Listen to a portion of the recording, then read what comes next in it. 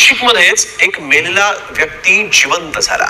नाशिकच्या त्र्यंबकेश्वर तालुक्यातील 19 वर्षीय भाऊ लचके नावाचा तरुण जो आहे तो अपघातात गंभीर जखमी झाला होता. जखमी झालेल्या तरुणाला नाशिकच्या मेडिकल कॉलेजमध्ये उपचारांसाठी दाखल करण्यात आलं.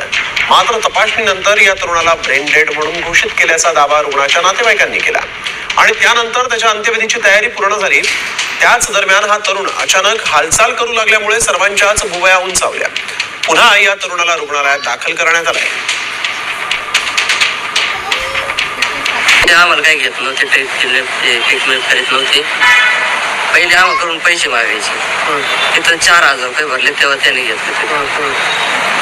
मग काल सकाळी 10 वाजता ते म्हणा का मेंदूचा मृत्यू झालाय. ते म्हणा तुम्हाला ठेवायचा तेव्हा तर घरी नेऊ घेऊन जात. आम्ही घरी घेऊन गेलो, अंत्यविधीची तयारी केली. ते तिथं गेलो, तो परत श्वास काढायला लागला.